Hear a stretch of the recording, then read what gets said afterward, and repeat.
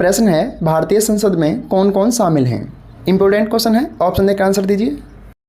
तो इसका सही उत्तर हो जाएगा ऑप्शन बी। भारतीय संसद में राज्यसभा, लोकसभा और राष्ट्रपति शामिल हैं।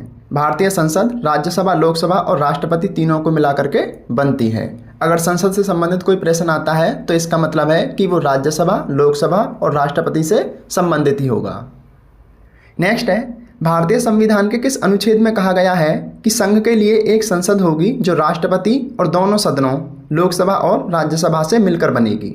इंपॉर्टेंट क्वेश्चन है, आंसर दीजिए। तो इसका सही उत्तर हो जाएगा ऑप्शन सी। अनुच्छेद 79 में संसद के बारे में बताया गया है कि भारत में एक संसद होगी। नेक्स्ट है, भारत की संघीय व्यवस्थापिका को किस नाम से जाना जाता है। आंसर दीजिए। तो इसका सही उत्तर हो जाएगा ऑप्शन सी। भारत की संघीय व्यवस्थापिका को संसद कहा जाता है जो कि लोकसभा, राज्यसभा और राष्ट्रपति को मिलकर बनती है। नेक्स्ट है, लोकसभा और राज्यसभा की संयुक्त बैठक कब होती है। ऑप्शन देकर आंसर दीजिए। तो इसका सही उत्तर हो जाएगा ऑप्शन बी। लोकसभा और राज्यसभा में मतभेद होने पर संयुक्त बैठक बैठती है। अगर किसी विधेयक को लेकर लोकसभा और राज्यसभा में कोई मतभेद है तो राष्ट्रपति संयुक्त बैठक बुला लेता है। नेक्स्ट है, संसद के 2 सत्रों के बीच अधिकतम कितना समय अंतराल दिया जाता है। वेरी इंपॉर्टेंट क्वेश्चन है, आंसर दीजिए। तो इसका सही उत्तर हो जाएगा ऑप्शन सी। संसद के 2 सत्रों के बीच अधिकतम 6 महीने का अंतराल दिया जाता है, क्योंकि एक साल में संसद के 3 सत्र होते हैं, बजट सत्र, मानसून सत्र और शीतकालीन सत्र। इंपॉर्टेंट है, नोट डाउन कर लीजिए। नेक्स्ट है, संसद के निम्न सदन यानी लोकसभा को भंग करने की शक्ति किसमें होती है। तो इसका सही उत्तर हो जाएगा ऑप्शन ए, राष्ट्रपति में। अगर बहुमत दल लोकसभा में अपना बहुमत पारित नहीं कर पाता है तो राष्ट्रपति अपने विवेक का यूज कर सकता है। नेक्स्ट है, निम्नलिखित में से कौन संसद का अनन्य अंग नहीं है।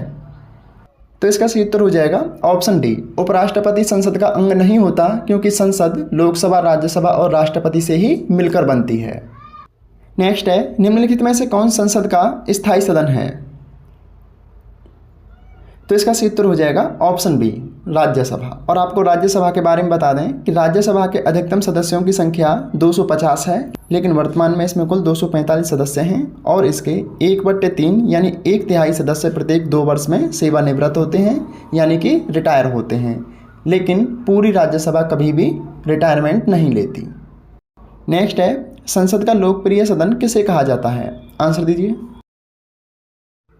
तो इसका सही उत्तर हो जाएगा ऑप्शन ए। लोकसभा को संसद का लोकप्रिय सदन कहा जाता है और इस लोकसभा को निम्न सदन भी कहा जाता है। अगला है, संसद के किस सदन को प्रतिनिधि सभा भी कहा जाता है अथवा प्रतिनिधि सभा के नाम से भी जाना जाता है।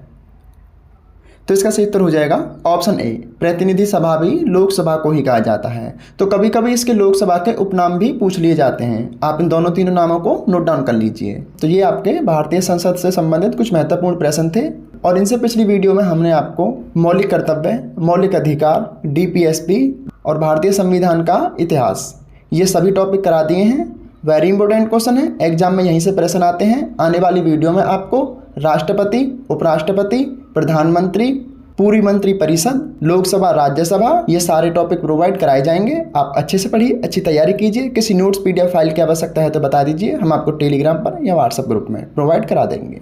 धन्यवाद, पढ़ते रहिए, अच्छी तैयारी कीजिए।